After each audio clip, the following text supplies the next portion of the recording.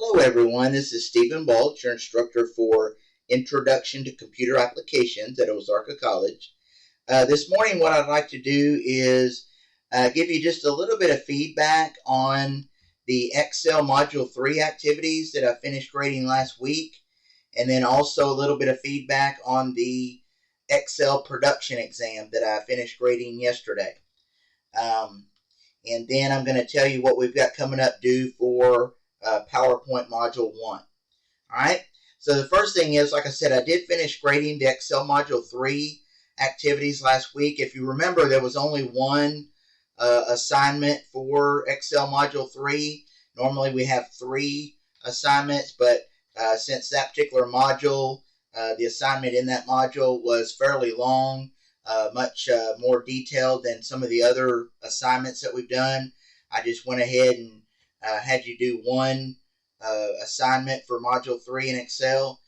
Most of you did well on that assignment. If you haven't already looked at your grades for those for that assignment and the corresponding grading comments, go ahead and do that as soon as you can.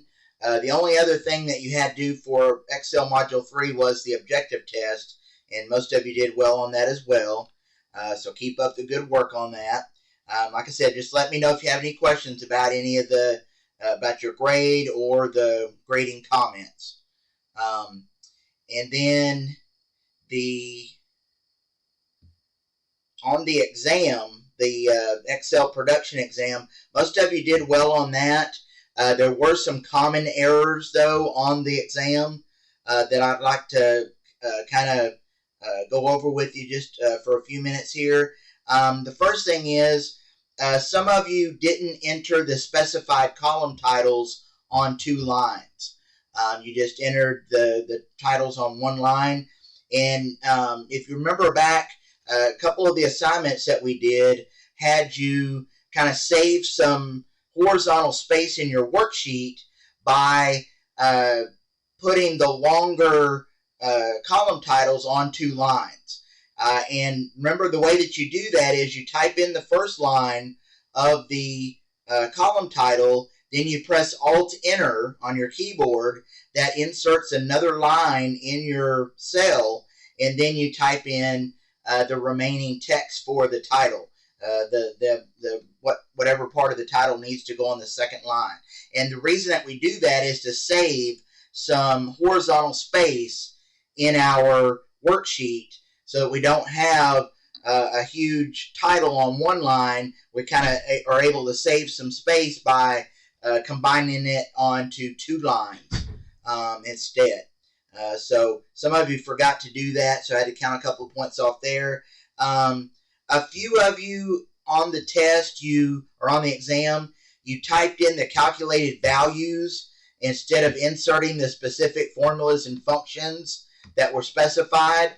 And as I've covered several times, the whole purpose of learning how to use Excel is to learn how to input formulas and functions into your worksheet, so that when you go and make changes to the worksheet later on, which businesses have to do all the time, it automatically recalculates all those formulas and functions if you've inserted the formulas and functions correctly. And most of you, when you did that, you just did it on a couple of the cells that were supposed to have formulas or functions, so it wasn't a huge deal.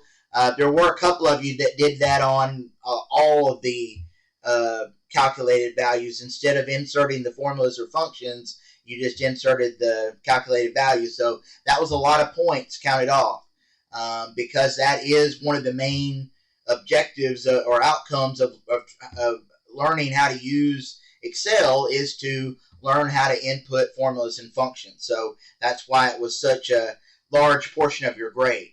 All right. So if you're still having problems with formulas and functions, you need to let me know so I can help you, or just go back and review and make sure that you're able to input formulas and functions, because you'll need to do it again on the final exam.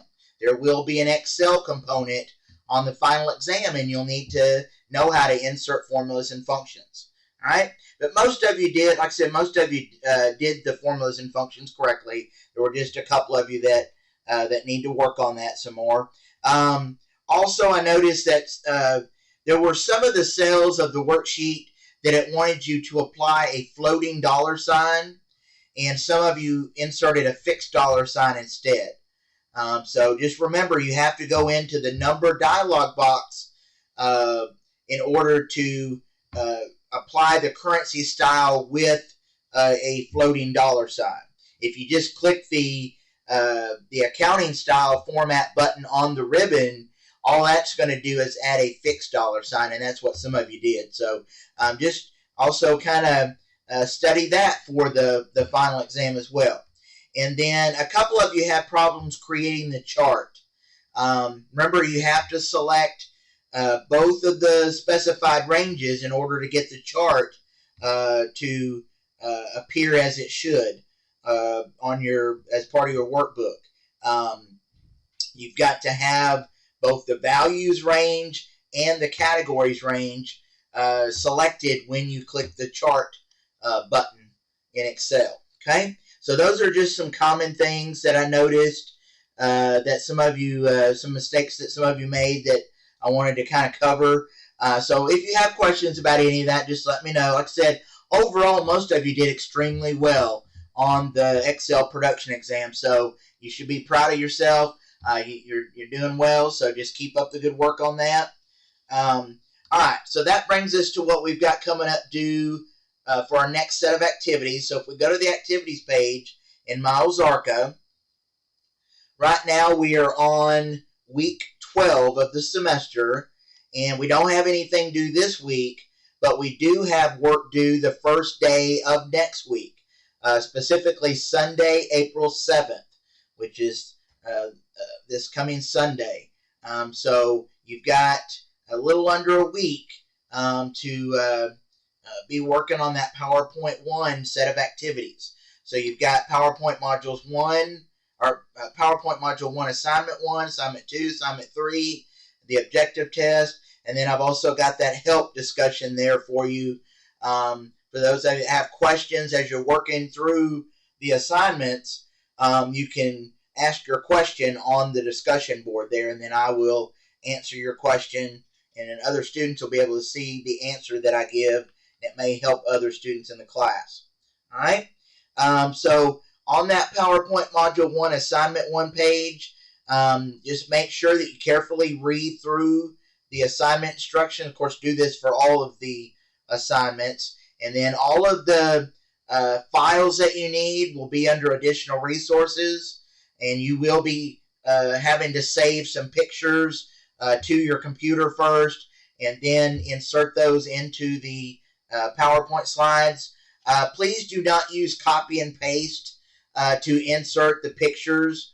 You have to use the insert picture button in order to insert the pictures. Otherwise, your pictures may not look right on your slides. If you use copy and paste, it doesn't always come out the way that it should, look the way that it should on your slide. And so just if you follow the instructions that I've got for you up here, it shows, it tells you to do that, to make sure that you're using the exact pictures specified for the assignment, and that you want to make sure that you're saving each picture to your computer first, and then inserting those as needed into your presentation. Like I said, if you use copy and paste, it's going to mess up some of your pictures. Okay? All right, so just kind of keep that in mind. As you're working on your assignments in PowerPoint Module 1, especially as you're working on the pictures, make sure that you're using the smart guides to position the pictures correctly. Also use the sizing box, the height and width boxes to make sure that you get the specific dimensions of your pictures that it specifies on each assignment. All right? And then always check all those pictures for accuracy, both the size and the location or the positioning of the picture on the slides. Okay?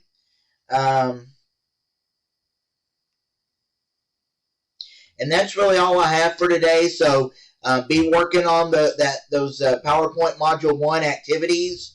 Let me know if you have any questions. And that's really all I have for you for today. So like I said, just let me know if you have questions, and enjoy the rest of your week and your weekend. And I will talk to you again sometime next week. Thank you.